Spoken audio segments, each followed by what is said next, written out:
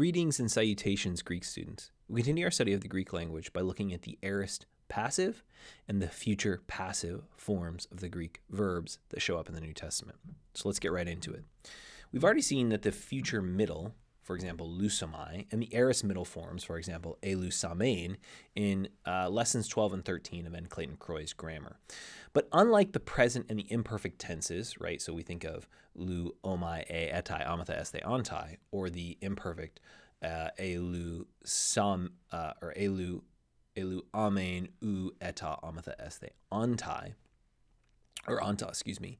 The future and aorist tenses have different morphologies, different forms of the verb for the middle and passive voices. We've already seen the aorist middle, and we've already seen the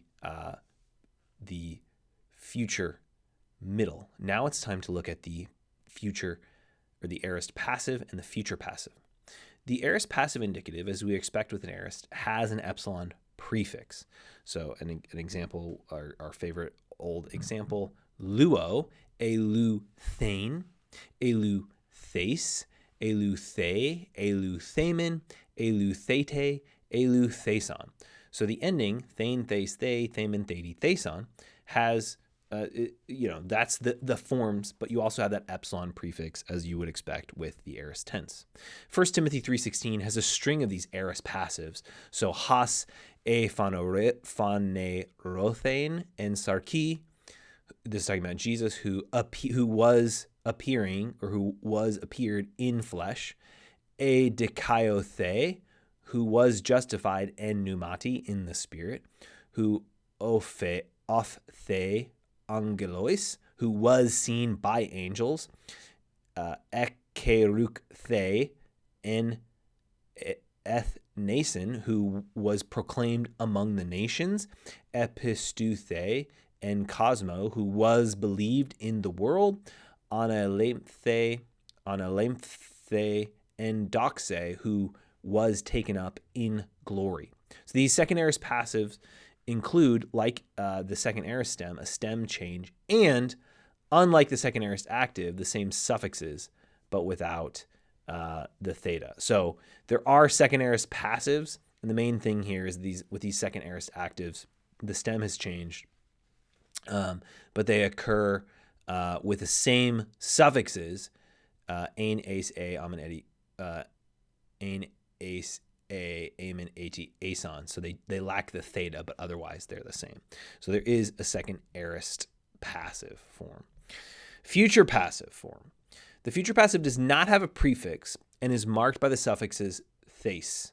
So luthesomai, luthese, luthesetai, luthesomatha, luthes esthe, luthes ontai.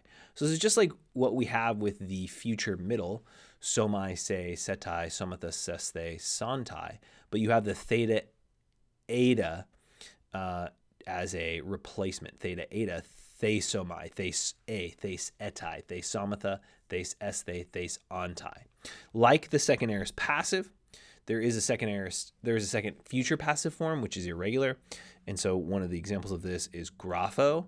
And in this case, the main difference is that you don't have the theta. It's replaced by the the. So graphesomai, graphese, graphesetai, graphesamatha, graphes esthe, graphes ontai. So you have these future passive forms showing up, or these irregular future passives. Looking at the infinitive forms, okay, a bit of a review here with the infinitive forms. We've seen luein, to be loosing. That's the present active infinitive. You've seen those passives like luesthe, to be loosed. Lusai, to loose, in the aorist middle, sastai. And the passive here, the aorist infinitive passive, to be loosed. Luthenai, the perfect. Leleukenai, to have loosed, the perfect middle, lelusthai, and the perfect passive, lelusthai, to have been loosed, or to have loosed oneself. So these are the various forms of the infinitive in the present, in the aorist, and the perfect. So this gets us a good sense of more and more verbs. So in this lesson, we've looked at the morphology, the forms that the future passive and the aorist passive occur in the Greek New Testament.